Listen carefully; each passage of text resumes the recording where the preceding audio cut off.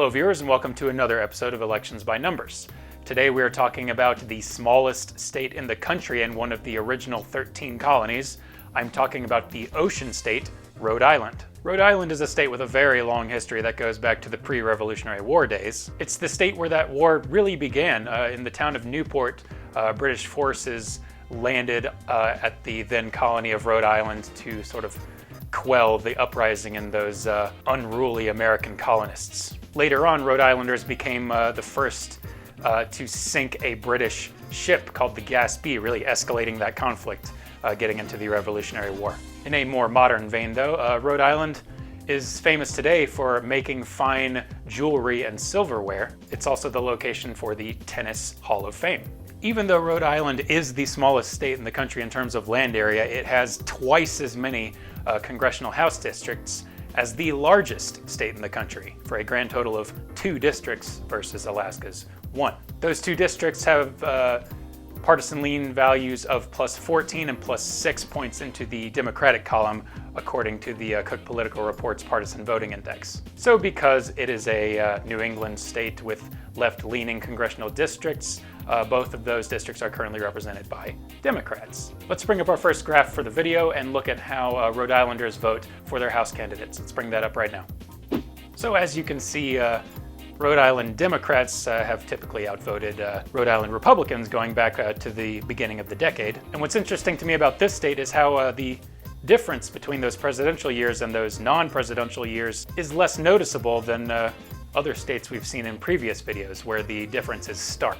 What this says to me is that Rhode Islanders are just generally enthusiastic to vote in elections in general, despite the fact that a president may not be at the top of the ballot. Going all the way back from 2010 to our most recent national election in 2018, we see Democrats in a mostly Democratic state even pulling further away from Republicans. That gap is clearly widening at the end there. In fact, if we look at those slope values, that 14.5 value before the X variable in the blue line is telling me that on average, every 2 years, Democrats in the state of Rhode Island have added on an extra 14,500 voters to their candidates. The Republicans, on the other hand, have a negative slope value. That negative 1.5 is telling us that every election cycle, Republican House candidates running in the state have received 1,500 fewer votes than the previous election cycle.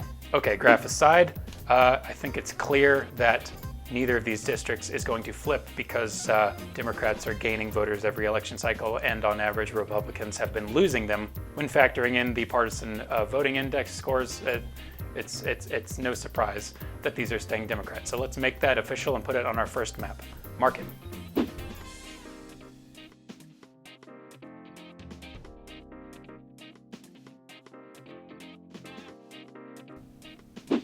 Up next, we have a Senate election in Rhode Island. Incumbent Democratic Senator Jack Reed is running for his 5th term in the state. His opponent has not explicitly been determined yet, but presumably it is a man named Alan Waters. Waters is an investment consultant from Providence, the capital and largest city in Rhode Island. And in fact, he was originally going to run in Massachusetts, but for reasons unknown to me anyway, he decided to run in Rhode Island instead, his home state.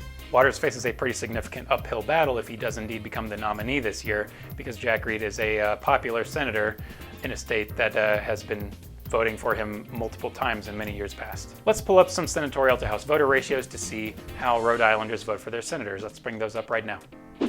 So here we're looking at some numbers that looked better for Democrats in years past. I'm looking specifically at 2012, where Sheldon Whitehouse defeated his Republican opponent. Whitehouse received 16% more votes than the total votes cast for all Democratic House candidates running that year, whereas his Republican opponent received only 90% of the total votes cast for Republican House candidates that year. Over time, though, we see those senatorial to House vote ratios declining for Democrats in recent years, and the values for Republicans generally increasing. Most recently in 2018, the Republican challenger to Whitehouse received more votes than all of the votes cast for Republican House candidates, and Whitehouse received just fewer, about 5% fewer than the total votes cast for all Democratic House candidates. Remember though, these values are relative to the number of votes cast in the House, and if you remember from our last section, Democrats have been pretty noticeably widening that gap. So let's toss those numbers aside.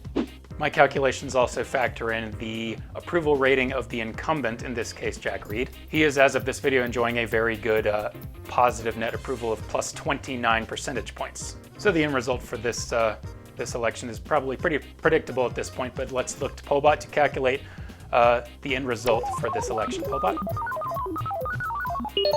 And there we have our answer, Jack Reed winning his 5th term in the state of Rhode Island by a nearly 25% margin.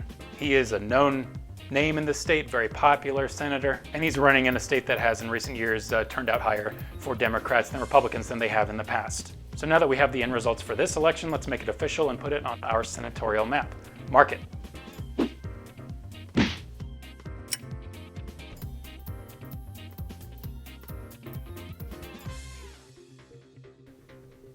And now it is time to talk about the presidential election of 2020, starring President Donald Trump and Democratic challenger Joe Biden. Rhode Island is a state that last voted for a Republican candidate for president in 1984. That is, of course, the year that they elected Ronald Reagan to go to a 2nd term over Democratic challenger Walter Mondale. In more recent years, though, at least going back for the past decade, which is as far as my research goes generally, Democrats have not received fewer than 50% of the vote in presidential elections. In fact, Republicans' strongest showing this past decade was this past presidential election. In 2016, Trump received 39% of the vote to Hillary Clinton's 54%.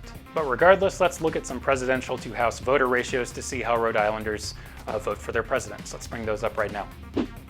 So here we have some numbers that are not too revealing of anything extraordinary. I mean, Democrats showed up big for Obama in 2012, and then Republicans showed up relatively big for Trump in 2016. Basically, the enthusiasm moved from the left to the right between those two election years. Taking the trajectory of these figures, though, I do project that Republicans will have a slight edge on Democrats in terms of their presidential to House voter ratios. But of course, remember that these are values relative to the raw House turnout, which favors Democrats pretty heavily in this state. Numbers aside, we also have to look at the incumbent's approval rating, in this case, President Trump. As of this video, he has an approval rating that is just awful. The most recent values I could find had him at negative 38 points in Rhode Island. So bearing that figure in mind alone, it seems highly unlikely that Rhode Island will vote for him this year. But let's take what we know about raw House turnout, about the presidential to House voter ratios that are likely to slightly favor Republicans, and his awful approval rating,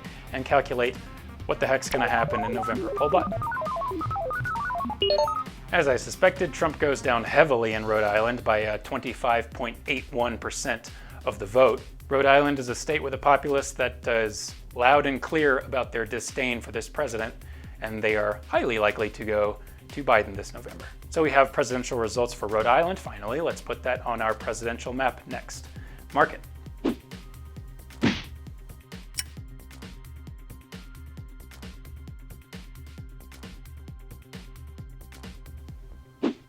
So we have all of our election results in for Rhode Island, and they all look good for Team Blue. Let's take a moment to talk about Rhode Island's future politically. Let's bring up an old line graph and 2 new ones and get into this.